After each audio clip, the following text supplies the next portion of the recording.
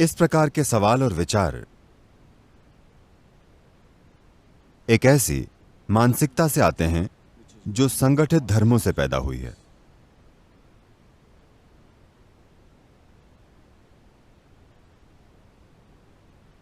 शिव का किसी और से मुकाबला करना हमारा उद्देश्य नहीं है, क्योंकि शिव में वे सभी आयाम मौजूद हैं जिनकी आप बात कर रहे हैं।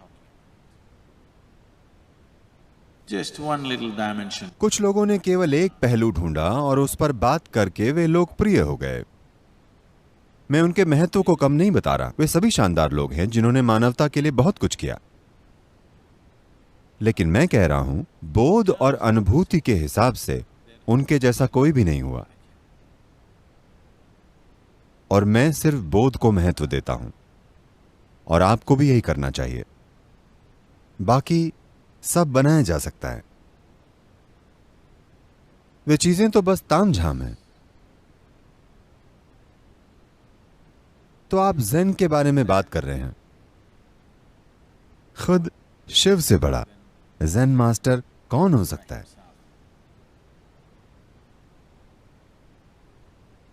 कि कोई सामने आया और उसके अपने बेटे को समझ नहीं आया कि वो कौन है। आपने गुइटी के बारे में सुना होगा, ज़ेन गुरु। गुइटी हमेशा ऐसे करते थे। वो बात करते हुए भी लोगों ने देखकर सोचते, ये मुझे उंगली क्यों दिखा रहे हैं? वास्तव में गुइटी कहना चाहते थे कि सब कुछ एक है, और यही उनकी शिक्षा थी कि बाकी मैं जो भी कह रहा हूं वो महत्वपूर्ण नहीं है। यही उनकी शिक्षा थी। तो वहां एक छोटा लड़का था, क्योंकि बौद्ध और जैन मठों में Little boys become monks. 4-5 साल के बच्चे भी सन्यासी बन जाते हैं।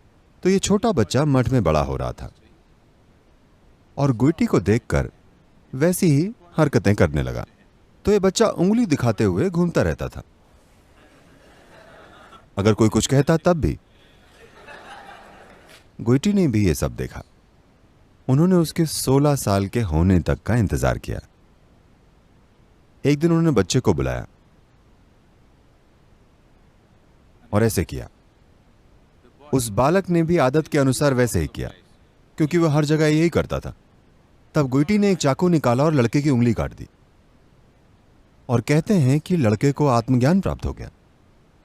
उसे अचानक ये बात समझ में आ गई कि यह इशारा एक के बारे में नहीं है, शून्य के बारे में है। शिव बहुत समय पहले ही इससे आगे चले गए थे। शिव कहीं से वापस आए थे। वे हमेशा अपने साथ त्रिशूल रखते थे। त्रिशूल के 3 सिरे होते हैं। वे हमेशा अपने पास त्रिशूल रखते थे, लोगों को यह बताने के लिए कि 3 आयाम हैं।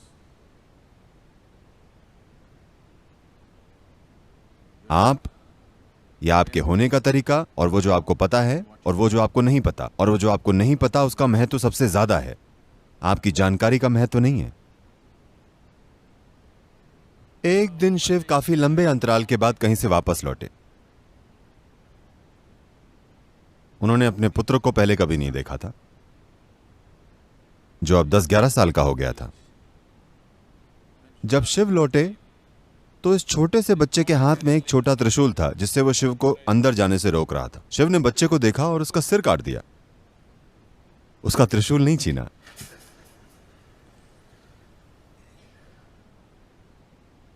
और फिर थोड़ा ड्रामा हुआ और फिर उन्होंने उस बच्चे के शरीर पर एक गण का सिर लगा दिया और वो एक बुद्धिमान बालक बन गया। भारत में आज भी अगर लोग शिक्षा की शुरुआत करते हैं तो सबसे पहले वे उस बालक की पूजा करते हैं। गण आज गज बन गया है। वैसे तो वो गण का सिर था, लेकिन उसे गणेश की जगह गजेश बना दिया गया है। लोगों ने इसको थोड़ा बदलकर एक हाथी का सिर बना दिया है। पर वे बुद्धि और प्रतिभा का रूप बन गए हैं।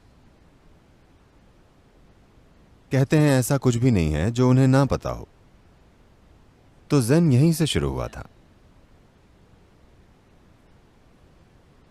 तो अब दुनिया में जिस बारे में भी बात कर सकते हैं, वो उनके जीवन में दिख जाएगा।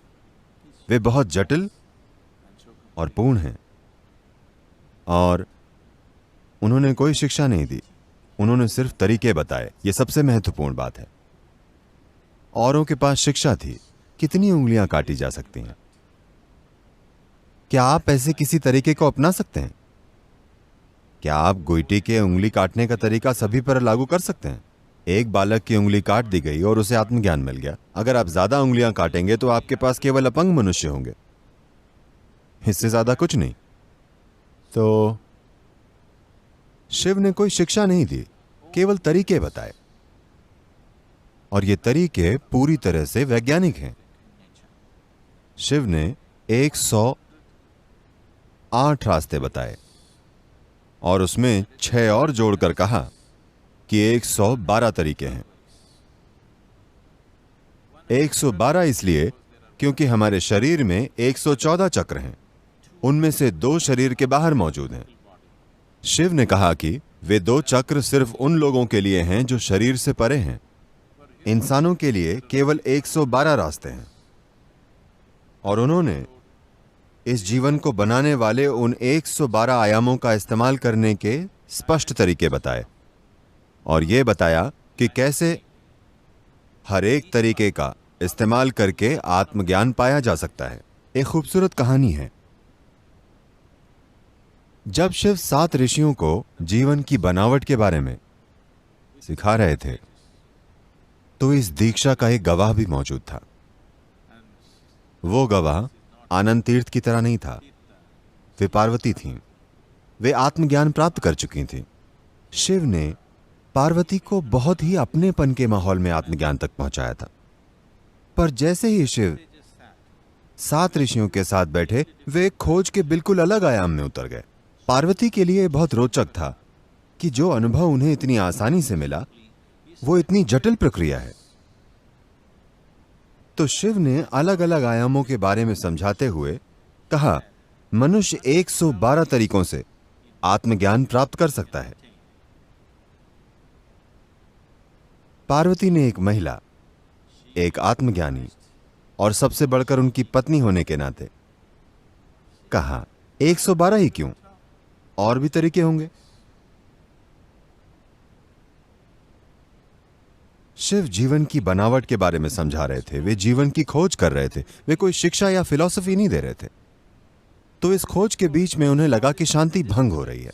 शिव ने इशारे से पार्वती को कहा, बैठ जाओ, सिर्फ 112 तरीके हैं।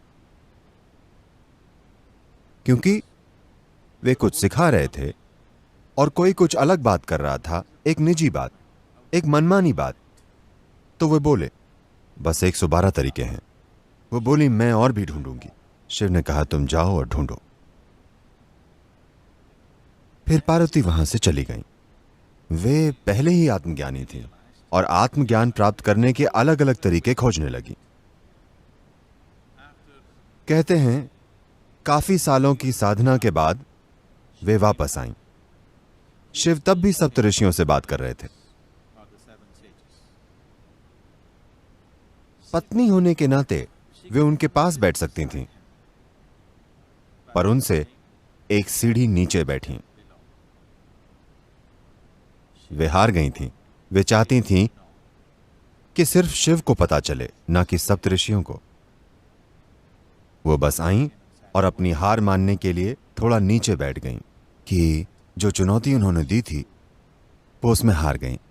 तो वो नहीं चाहती थी कि दूसरों को पता चले, पर वे चाहती थीं कि शिव को पता चले। तो 112 तरीके हैं। शिव जीवन की बनावट के बारे में बात कर रहे हैं। कोई फिलॉसफी, कोई शिक्षा या सामाजिक महत्व नहीं, बस विज्ञान। हम सामाजिक महत्व को जोड़ देते हैं, just to make it, rounding it off. नहीं तो यह कुछ ज्यादा ही वैज्ञानिक हो जाएगा। इस विज्ञान से अलग अलग गुरु तकनीक बनाते हैं। उन्होंने तकनीकें नहीं दी थी, उन्होंने सिर्फ विज्ञान दिया था। जिन तकनीकों का आप आज इस्तेमाल कर रहे हैं, चाहे वो स्मार्टफोन हो, कंप्यूटर हो या कोई गैजेट हो, सभी के पीछे एक विज्ञान है। आपको उस विज्ञान से मतलब नहीं है, आप बस तकनीक का इस्तेमाल करते हैं। लेकिन अगर किसी ने विज्ञान न समझा होता तो आपके पास तकनीकें ना होती। सरल सॉफ्टवेयर बनाने में जिन एल्गोरिदम्स का इस्तेमाल होता है वो बहुत जटिल होती हैं। कभी कभी आपकी ईमेल अजीब सी भाषा में दिखाई देने लगती है। क्या आपने देखा है? आपको लगता है क्या मैंने ये टाइप किया? आपके लिए यह बेमतलब है,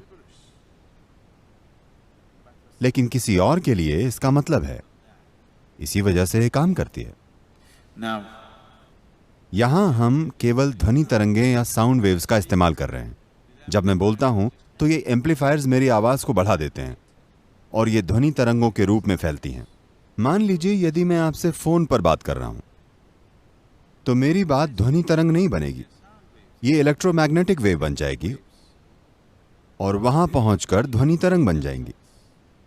जब ये यहां से वहां तक जाती हैं तो फोन पर बात करते समय ये यहां से बैंगलोर तक ध्वनि तरंग के रूप में नहीं जाती, ये कुछ और बन जाती हैं। अगर आप उसे सुने या उसे महसूस करें तो ये बिल्कुल अलग होंगी, पर कोई उपकरण इन्हें फिर से ध्वनि में बदल देता है जिसे आप समझ पाते हैं। तो जो शिव ने कहा वो बस शुद्ध विज्ञान है। उन्होंने तकनीक की बात नहीं की, उन्होंने ये काम सप्तऋषियों पर ही छोड़ दिया कि वे किसी खास दिन अपने सामने बैठे लोगों के लायक तकनीकें बना लें। अपनी जरूरत के आधार पर हम गैजेट बना लेते हैं, लेकिन विज्ञान एक ही होता है ना? विज्ञान बिल्कुल नहीं बदलता। तो मैं हमेशा शिव की बात करता हूं क्योंकि विज्ञान महत्वपूर्ण है, तकनीक महत्वपूर्ण नहीं है। विज्ञान महत्वपूर्ण है।